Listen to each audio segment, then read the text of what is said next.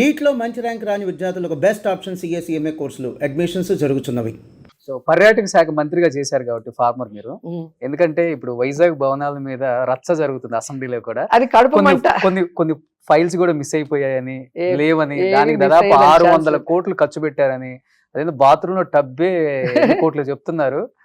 రకరకాల చెప్పటం కామెంట్స్ కాదు. వస్తున్నాయి కదా, సుమన్, ఏం చెప్తారు నీకు ఒక దాని కెమెరా గురించి? ఉంది కదా, ఆ, నీ కెమెరా ఉంది కదా, నువ్వు వెళ్ళి తీసుకో. ఇప్పుడు ఆ.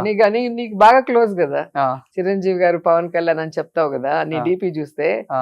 అడిగి వాళ్ళు వెళ్ళి తీస్తే తెలిసిపోతుంది కదా, వాళ్ళు నిజం చెప్తారా నువ్వు నిజం చెప్తావో తెలిసిపోతుంది కదా.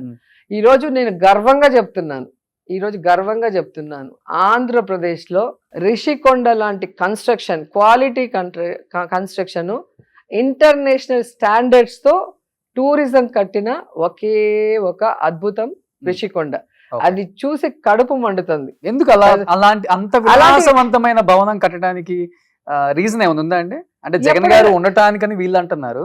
జగన్ గారు ఎన్ని బిల్డింగ్ లో ఉంటారు? 7 బిల్డింగ్ లో ఉంటారు, 8 బిల్డింగ్ లో 8 ఉంటారు. కట్టారు అక్కడ. అది మొత్తం టూరిజం ఇది కదా. ఓకే, టూరిజం ఇది. ప్రెసిడెంట్ వచ్చినప్పుడు ఉండటానికి, ప్రెసిడెంట్, మనకి ప్రైమ్ మినిస్టర్ వచ్చినా, Okay. లేకపోతే సీఎం గారు వాళ్ళు వచ్చినప్పుడు ఉండొచ్చు.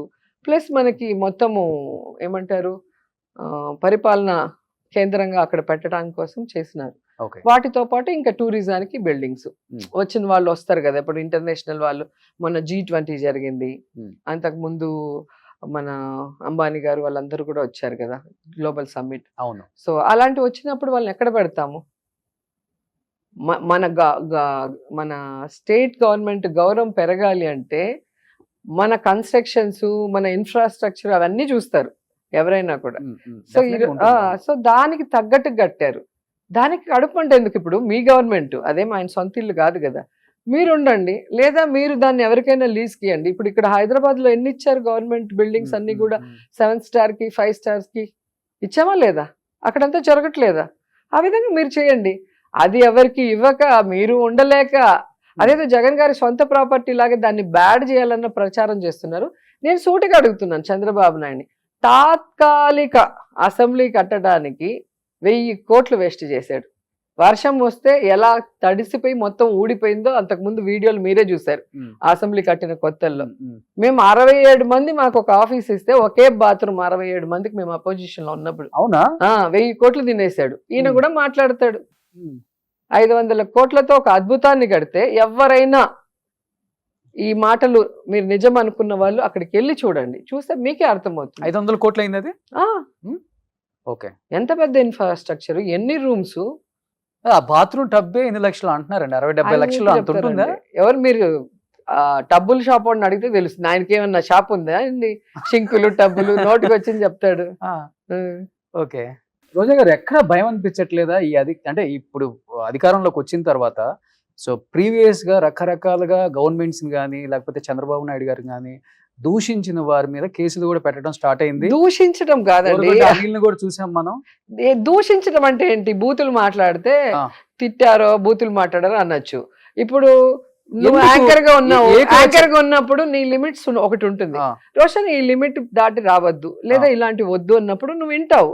అట్లాగే ఒక అపోజిషన్ లీడర్ గా ఉన్నప్పుడు అతను ఏం చేయాలి? ప్రభుత్వం ఏదైనా తప్పు చేస్తే దాన్ని ఎత్తి చూపాలి. ఇప్పుడు మేము ఏం చేస్తున్నాం? విమెన్ మీద అట్రాసిటీ, విమెన్ మీద రేప్స్ జరిగేటప్పుడు మేము ఫైట్ చేస్తున్నాం. దాన్ని తిట్టడం ఎట్లా అంటారు? ఒక సీఎం ఫెయిల్యూర్ అయినప్పుడు, ఒక డిప్యూటీ సీఎం ఫెయిల్యూర్ అయినప్పుడు, ఒక హోంమంత్రి ఫెయిల్యూర్ అయినప్పుడు దాని మీద ప్రస్తావించడమే తిట్టడం అంటే ఎట్లా? దాన్ని తిట్టడం అనరు. ప్రతిపక్ష బాధ్యత.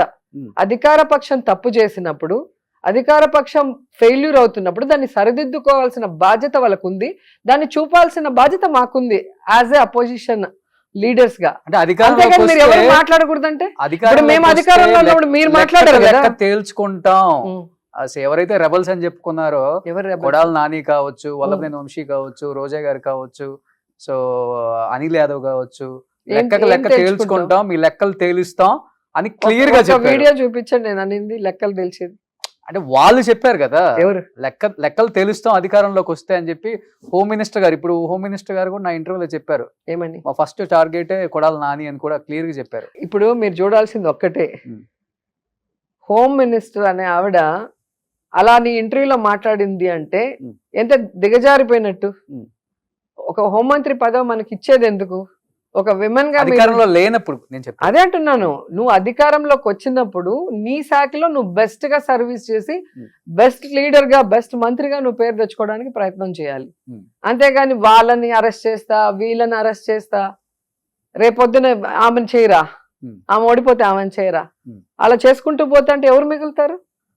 దానివల్ల వాళ్ళు జనాలలో చులకన అవుతారు తప్ప మాకేమీ ఇది లేదు. మేము అధికారంలో ఉన్నప్పుడు మేము ఎవరి మీద కేసు పెట్టామా, లేకపోతే వాళ్ళ జోలికి వెళ్ళామా? మా దీంట్లో మేము బెస్ట్ గా పరుగులు తీసాం. టూరిజం లో కానీ, స్పోర్ట్స్ లో కానీ, కల్చరల్ యాక్టివిటీస్ లో గతంలో ఉన్న మినిస్టర్లు ఎవరెవరు ఉన్నారు, ఇప్పుడు నేను వచ్చాక ఏం చేశాను నేను ప్రూవ్ చేస్తాను. నేను ఉన్న దాంట్లో ఎంత బెస్ట్ గా వర్క్ చేశానో నేను నిరూపించుకుంటాను. సో అలా ఉండాలి. ఒక ఎమ్మెల్యే అయినా ఒక మంత్రి అయినా కూడా బెస్ట్ లీడర్ గా పాలిటిక్స్ లో ఉంటేనే జనాలు గౌరవిస్తారు.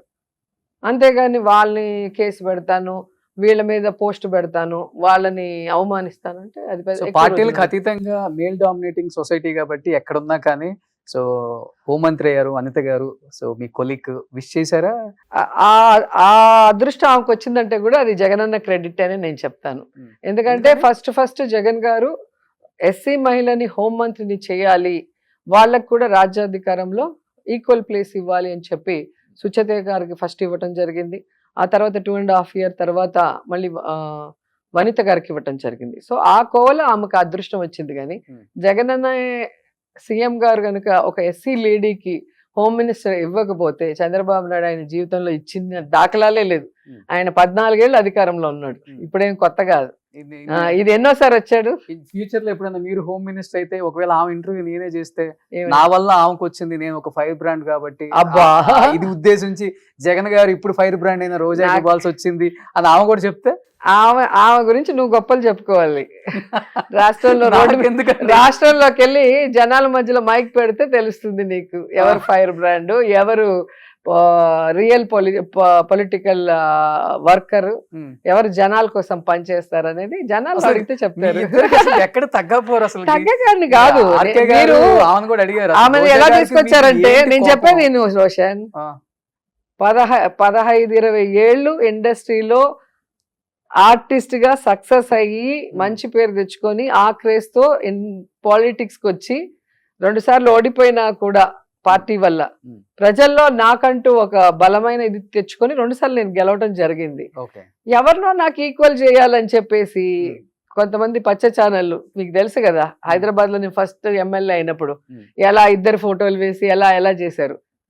నేనెవరో ఇక్కడ కాదు, ప్రపంచ దేశంలో ఉన్న తెలుగు వాళ్ళందరికీ, తమిళ వాళ్ళందరికీ, కన్నడ వాళ్ళందరికీ తెలుసు. ఇప్పుడు రోషన్ లేకపోతే ఇంకొకరు ఇచ్చే సర్టిఫికేట్ నాకు అవసరం లేదు. నా కష్టం మీద నేను వచ్చాను. నా వల్ల వాళ్ళు అయ్యారే తప్ప, క్రేజ్ వచ్చిందే తప్ప వాళ్ళ వల్ల నాకు అవసరమే లేదు. అది మీరు తెలుసుకోవాలి. ఎప్పుడన్నా ఫోన్ లో మాట్లాడుకోవటం, అసెంబ్లీలో ఎదురుపడటం, హాయ్ చెప్పుకోవటం, విలువలు ఉన్న వాళ్ళతో మాట్లాడతాం అంతే. ఒక్కసారి కూడా అవసరం లేదు. ఇప్పుడు నాకు హరీష్ రావు గారు ఉన్నారు కదా తెలంగాణలో, నేను తెలుగుదేశంలో ఉన్నప్పుడు హరీష్ గారికి నేను ఫ్యాను ఆయన స్పీచెస్ కి. సో మేమందరం టీవీ ఛానల్స్ లో డిబేట్స్కి వచ్చేవాళ్ళం. అంటే వచ్చినప్పుడు వాళ్ళ ప్రెజెంటేషన్ కానీ, వాళ్ళకి సబ్జెక్ట్ మీద నాలెడ్జ్ కానీ, ఆ ధైర్యం కానీ అవన్నీ చూసినప్పుడు అబ్బా మనం కూడా నెక్స్ట్ ఇలా అవ్వాలి ఎమ్మెల్యే అయితే. అంటే ఒకరిని చూసినప్పుడు మన పార్టీ కాదు, మనతో ఉన్న అంటే కలిసి పోటీ చేసే పార్టీ కూడా కాదు కదా, వేరే పార్టీ అయినా కూడా నిజంగా మంచి లీడర్ అయితే మనం అప్రిషియేట్ చేస్తాం. అట్లా చాలా మందిని అప్రిషియేట్ చేస్తాము, వాళ్ళని ఫాలో చేస్తాము, వాళ్ళని ఇన్స్పిరేషన్ గా తీసుకుంటాం. సో దాంట్లో మా పార్టీ అనే కాదు, ఏ పార్టీ అయినా కూడా మంచితనం, క్వాలిటీ అండ్ టాలెంట్ ఉంటే మాత్రం నేను ఎప్పుడు ఇన్స్పిరేషన్ గా. సుమన్ టీవీలో మీ పర్సనల్ అండ్ బిజినెస్ ప్రమోషన్స్ కోసం కింది నెంబర్ కి కాంటాక్ట్ చేయండి.